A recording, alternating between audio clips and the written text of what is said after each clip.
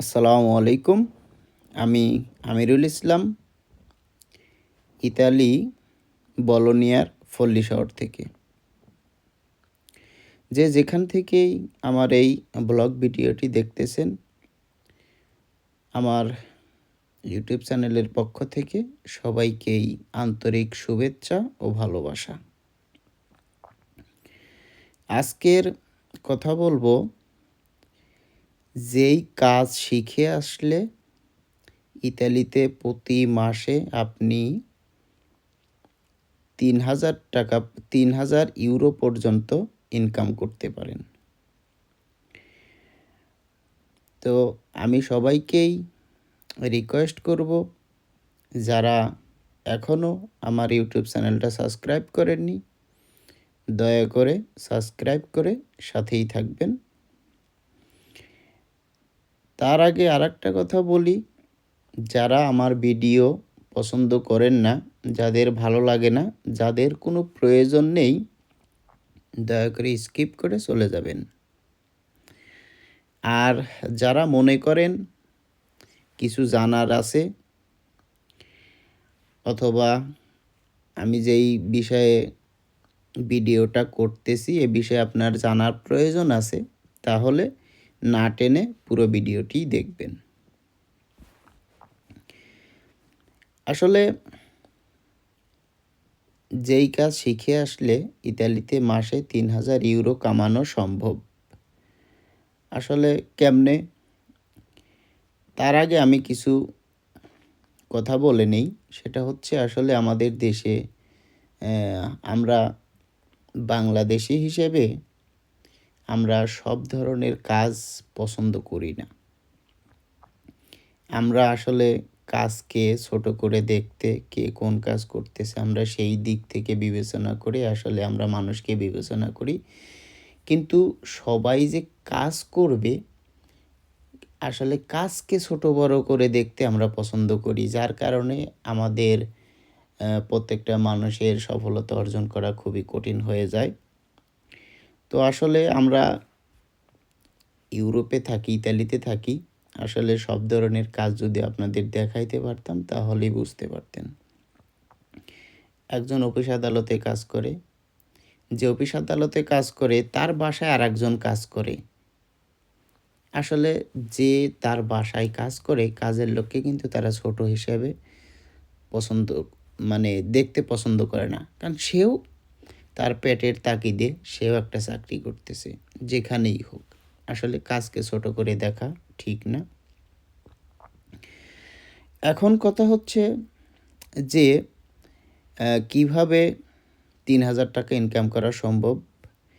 আমরা জানি যে আসলে সেলুনের কাজ করতে চালান লাগে না।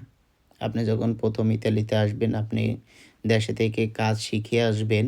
ইতালিতে এসে আপনার অল্প কিছু ভাষা জানলেই আপনি যে কোনো একটা সেলুনে কাজ করতে পারবেন। হয়তো প্রথমে আপনাকে এত স্যালারি দিবে না, হয়তো কিছু কম দিবে, হয়তো প্রতিদিন ৫০ ইউরো দিতে পারে। তো ৫০ ইউরো দিলে আপনার দেখা যায় যে, এখন ডিপেন্ড করবে কিভাবে আপনাকে দিবে। খাওয়া দাওয়া, থাকা খাওয়ার একটা হিসাব নিকাশ আছে। তো বেসিক্যালি দেখা যায় যে, আপনি যদি ৫০ ইউরো করে দেয়, ৫০ ইউরো করে দিলে মাসে ১৫০০। এখন ডিপেন্ড করবে খাওয়া দাওয়া আসলে কার মধ্যে। যদি খাওয়া দাওয়া তার মধ্যে হয় তাহলে তো অনেক ভালো। আর যদি খাওয়া দাওয়া আপনার মধ্যে হয়, তাও দেখা যায় যে সব কিছু বাদ দিয়ে আপনি মাসে ১,০০০ টাকা ইনকাম করতে পারবেন। এখানে দেখা যায় যে কাগজপত্রের ব্যাপার-স্যাপার আছে। আপনার যখন কাগজপত্র হয়ে যাবে, আপনার চাকরি করে একটা এক্সপেরিয়েন্স হয়ে যাবে। হয়তোবা বাংলাদেশ আর এখানে পুরোটা মিল হবে না, তবে কাজ জানা থাকলে আপনি সবভাবেই কাজ করতে পারবেন। এখন আপনার কাজের একটা এক্সপেরিয়েন্স আসলো, অন্যের কাজ করে চাকরি হিসেবে আপনি অন্যের কাজ করলেন। আপনার একটা এক্সপেরিয়েন্স নিয়ে আপনি যে কোনো সময়ে দেখা যায় যে নিজস্ব একটা দোকান নিতে পারবেন। আপনি নিজস্বভাবে একটা দোকান নিলে দেখা যায় যে ভাড়া কয় টাকা আসবে একটা দোকানে, তো কেউ যদি আপনাকে বেতন দিয়ে রেখে যদি সে দোকান চালাইতে পারে, তাহলে অবশ্যই আপনি দোকান নিয়ে নিজস্বভাবে চালাইতে পারবেন। কিন্তু সর্বপ্রথম আপনার ভালো কাজ জানতে হবে। আর আরেকটা বিষয় হচ্ছে, আপনি যখন নিজস্বভাবে কাজ করবেন, তো নিজস্বভাবে কাজ করতে হলে অবশ্যই আপনার ভাষার দক্ষতা থাকতে হবে। অবশ্যই ভালো ভাষা জানতে হবে। তো সেহেতু আপনি অন্য জায়গায় কাজ করলে অবশ্যই একটা এক্সপেরিয়েন্স এসে যাবে। আর দেখা যায় যে যারা আসলে সেলুনে চুল কাটান অথবা যারা কাটেন, আসলে অনেক ছবি থাকে কোন কোয়ালিটিতে, মানে কিভাবে চুল কাটাবে। তো আসলে ছবিতে দেখা দিলেই আ সেইভাবে কেটে দেয়। ভাষারও এতটা প্রয়োজন হয় না। তবে ভাষা জানলে খুব ভালো হয় আরকি। তো দেখা যায় যে নরমালে চুল কাটলে পারে প্রতিদিন €১০০ কামানো কোনো ব্যাপার না। আসলে আমি মাঝে মধ্যেই দেখে থাকি যে সেলুনের মধ্যে সারাক্ষণ ভিড় থাকে। বিশেষ করে শনিবার রবিবারের কথা তো অন্যরকম। সেদিন তো সারাক্ষণ লোক থাকেই ভিতরে। অন্যান্য দিনেও দেখা যায় যে কাস্টমার থাকে ভিতরে, তো নরমালি €১০০ কামানো কোনো ব্যাপার না। তার চেয়ে বেশিও কামান যায়। দেখা যায় যে আপনি প্রতিদিন গড়ে শুক্রবার শনিবারের গড়ে প্রতিদিন যদি আপনি €১০০ কামান, মাসে ৩,০০০।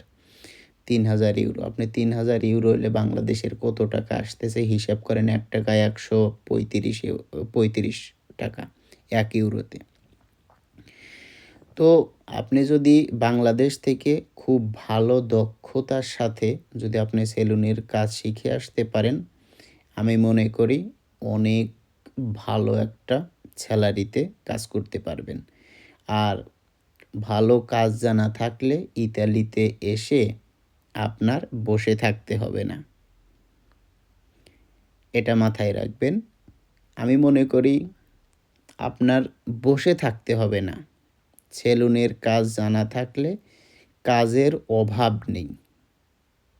আপনি যেকোনো শহরে গেলে পারেই আপনি কাজ করতে পারবেন, যদি আপনি ভালো চুল কাটতে পারেন। অবশ্যই যারা আসবেন চিন্তা ভাবনা করবেন যে আসলে যেকোনো একটা কাজ শিখে আসতে। হয়তো আপনি সেলুনের কাজ শিখে আসতে পারেন। আরও একটা কাজ আছে মোবাইল সার্ভিসিং। এটার কথা তো আসলে কি বলবো, আপনারা নিজেরাও জানেন। বর্তমান যেহেতু ডিজিটাল যুগ, বর্তমানে প্রত্যেকটা মানুষের হাতেই মোবাইল আছে। কিছু মানুষ আছে ২ টা ৩ টা পর্যন্ত মোবাইল ইউজ করে। আর মোবাইল ইউজ করলে তো আসলে ইলেকট্রিক জিনিস, সমস্যা হবেই। আর সমস্যা হলে সেটা তো অবশ্যই ঠিক করতে হবে। তো আসলে যত দোকানই থাক মোবাইল সার্ভিসের, আপনার যেখানেই দোকান দিবেন সেখানেই চলবে। যদি আপনার দক্ষতা থাকে, আপনি যদি মোবাইল সার্ভিসিংয়ের কাজ শিখে আসতে পারেন, আমি মনে করি এটাও বেটার। আপনার বসে থাকতে হবে না। আপনি কাজ করতে পারবেন যেকোনো জায়গাতে। আর কাগজ পাইলে তো যেকোনো সময় দেখা যায় যে, আর এই দোকানগুলো দিলে দেখা যায় যে খুব কম খরচ হয়। কম খরচে আপনি ভালো একটা বিজনেস করতে পারেন।